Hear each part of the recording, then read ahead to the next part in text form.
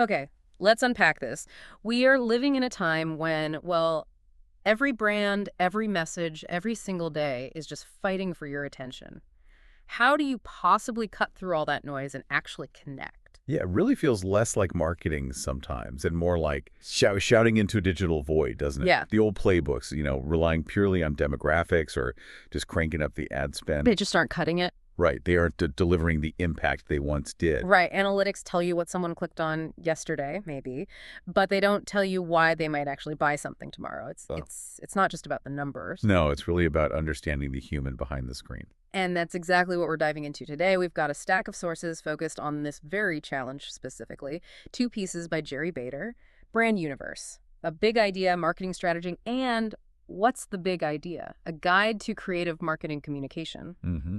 Plus, we looked at some background on Jerry himself, which is pretty telling. He's not just a marketing strategist, but also an author and screenwriter, particularly drawn to noir. And immediately, that signals a mind that thinks differently, right? In terms of story, character, motivation, atmosphere. Yeah, not just optimization algorithms. Exactly. Absolutely. So our mission here is to explore these sources, pull out the core insights, and understand how to build marketing that actually resonates, that connects on a, deeper, more human level. It's a perspective that frames marketing less as a technical puzzle and more as a fundamental, a people problem. A people problem. I like that. As the sources highlight right at the beginning, while data is essential for measuring what happened, it falls short on explaining the why. And that why is so crucial, isn't it? Especially in a crowded online space where it's just so easy to copy a competitor's price or feature. Oh, definitely. If everyone's looking at the same data, you just end up with look-alike marketing. So standing out, creating real differentiation requires innovation in how you communicate. Yes, not just tweaking the existing model. It calls for something beyond just like incremental improvement. It needs a core, a driving force. Which brings us neatly to the foundational concept in these sources, the power of a big idea. Okay, so what is a big idea in this context? Is it just a really clever tagline or something? No, not really. Not just that. A big idea is presented here as the strategic core, the fundamental concept that fundamentally differentiates your offering from everything else out there. Okay. It's the single compelling point that everything else sort of flows from. The source is, quote, advertising legend George Lois, Ah, yeah, George Lois. who famously said that advertising is art, and many people, especially those solely focused on logic and numbers, fundamentally misunderstand it. So trying to be purely logical and, I guess, safe in your marketing, that's often a recipe for mediocrity. Is that the idea? Precisely. The most effective marketing often requires a creative leap that feels, well, counterintuitive to a spreadsheet-first mindset. It's about finding that unique angle, that core truth or feeling that resonates really deeply.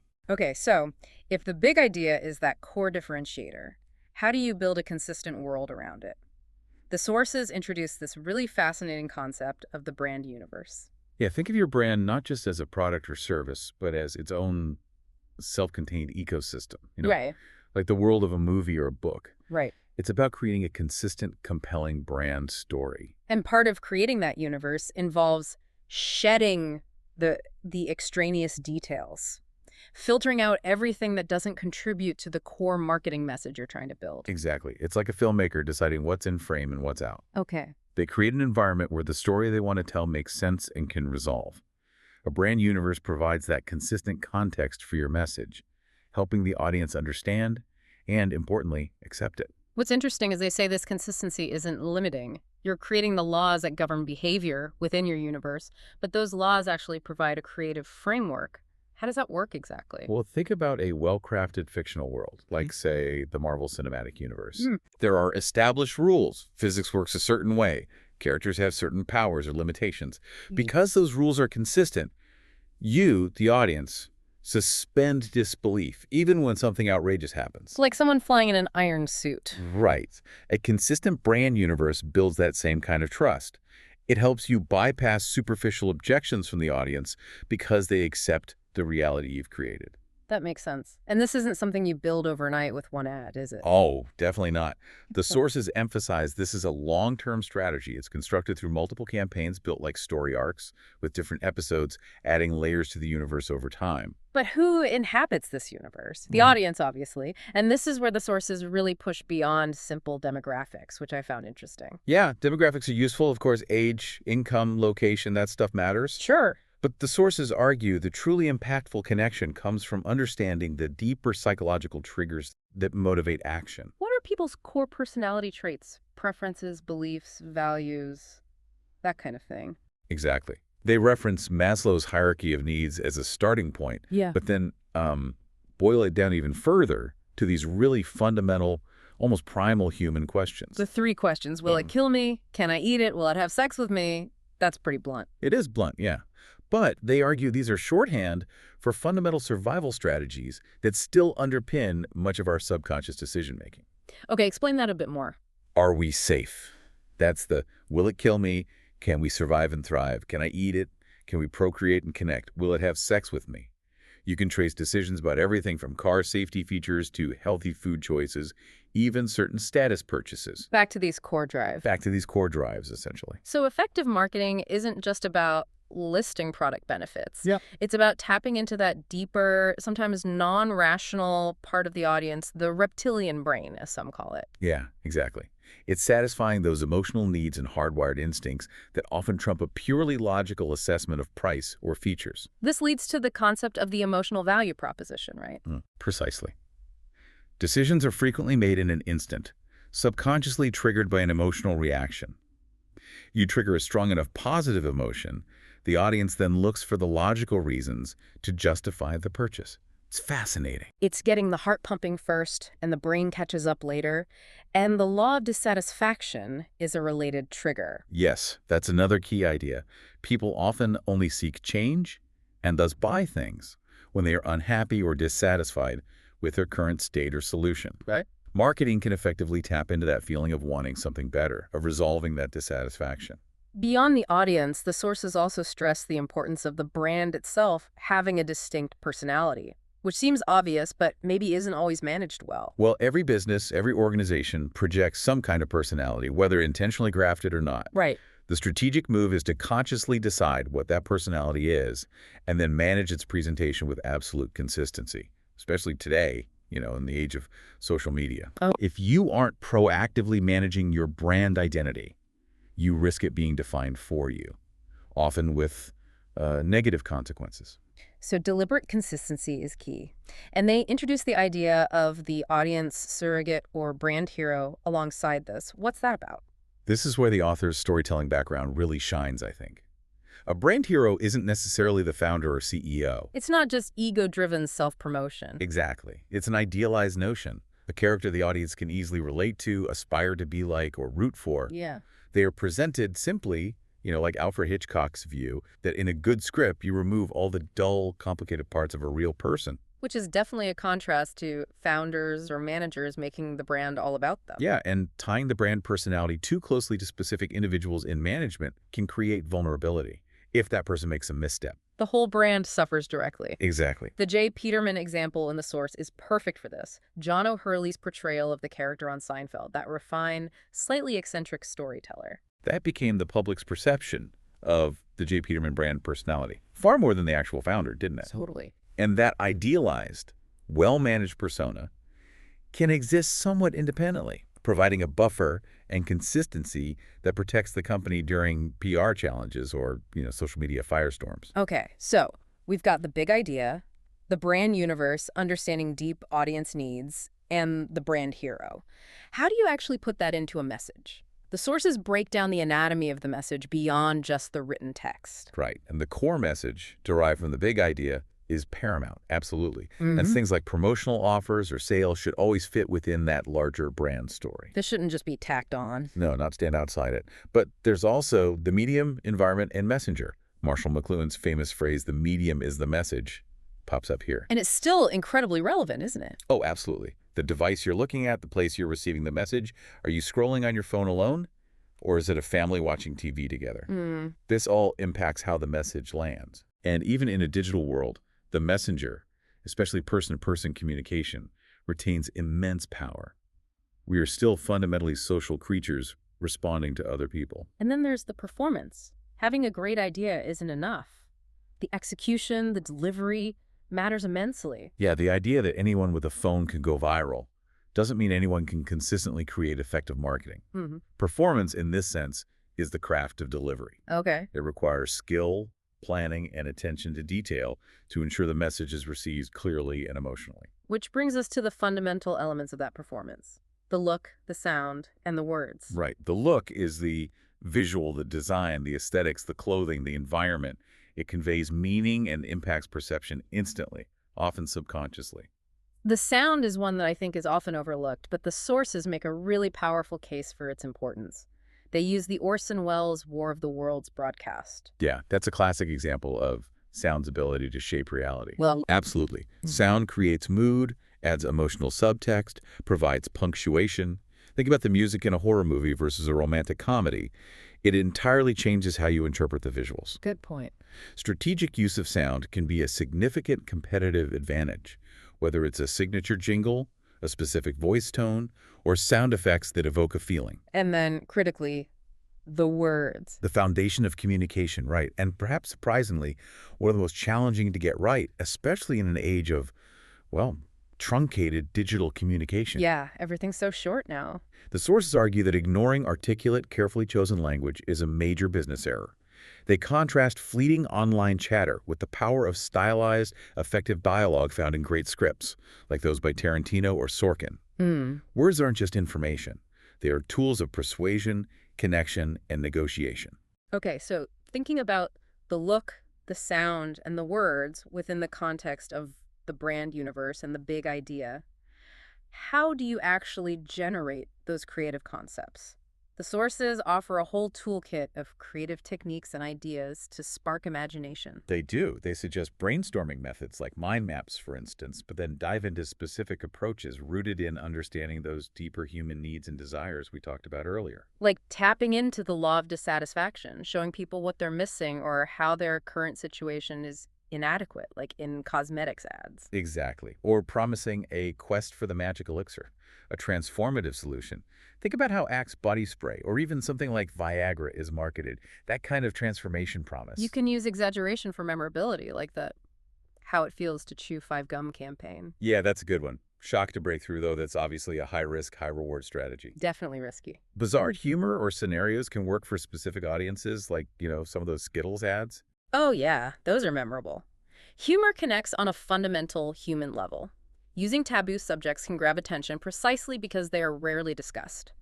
And creating an experience making the entire interaction with the brand feel consistent and engaging, like Apple does. Yeah, Apple's a master at that. Then there's create a puzzle, or gestalt, where you engage the audience's mind by leaving something for them to figure out. Create synergy by combining seemingly disparate ideas to create something new. And fundamentally, tell a story. Like the J. Peterman catalog. Exactly. The J. Peterman catalog was built on this. Each product description was a mini narrative and adventure. Entertainment makes marketing something people actually want to watch or engage with. Create a hero the audience can identify with. Like the old I'm a Macame PC ads. Those were brilliant. They really were. Familiar with the twist, taking something known and giving it a surprising turn? Role reversal, like putting Joe Namath, a macho football star, in pantyhose back in the day.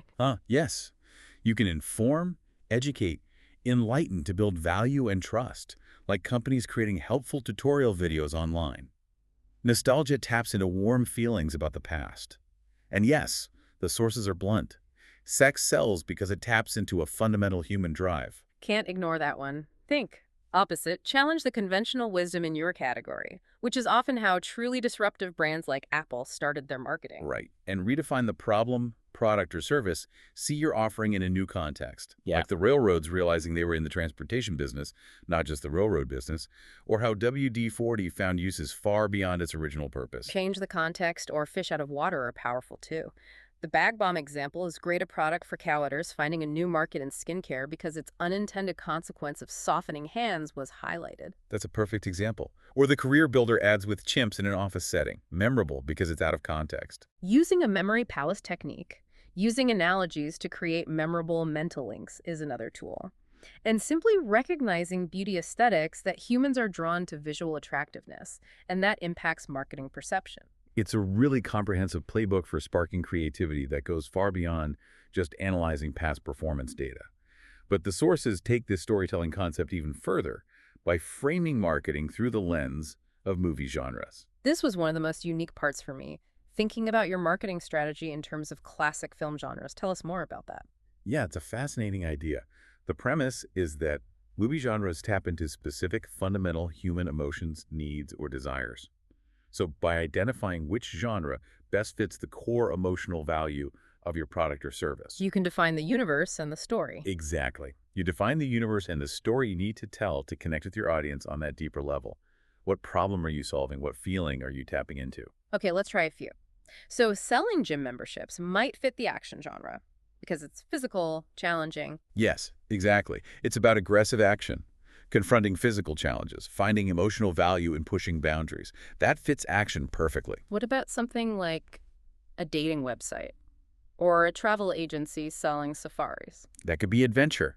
It's about stepping outside your comfort zone, exploring the unknown, where the emotional reward of discovery outweighs the uncertainty. Makes sense. And something like insurance or security systems, that feels pretty clear.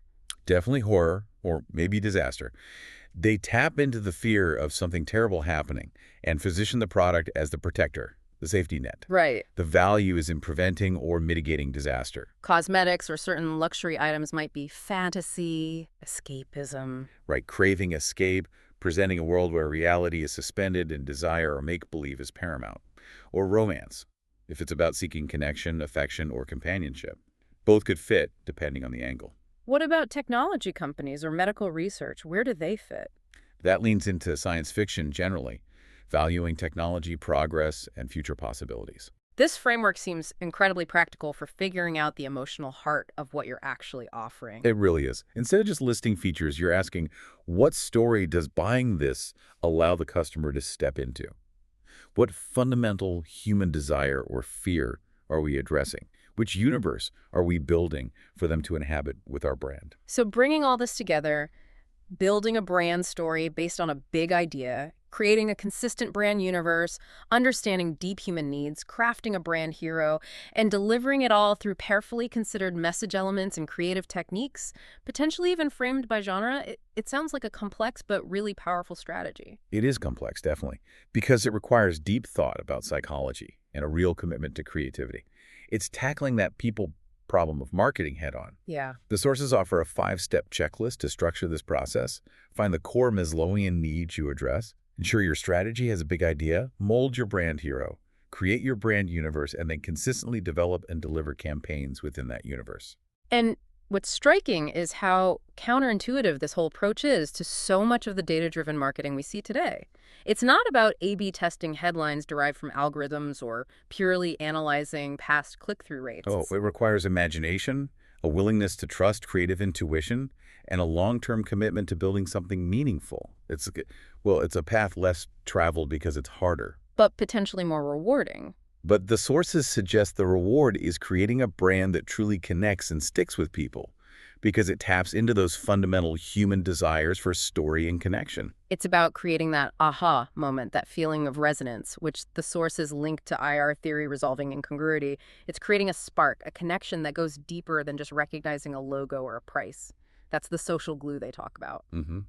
Instead of trying to solve a human problem with purely technical solutions, this approach suggests leveraging timeless principles of human behavior and the power of creative storytelling. It's quite profound, really. So we've seen how effective marketing might be less about chasing the latest digital trend and more about understanding timeless human nature, building relatable worlds, and telling compelling stories. Exactly. It's about identifying the core emotional value of your offering and building a universe and a narrative around it that resonates deeply with the audience's fundamental needs and desires. Okay, final thought for our listeners then. Consider a product or service you interact with every single day. What genre or brand universe does it feel like it belongs to? How does thinking about it in that way change your perception of it? Food for thought.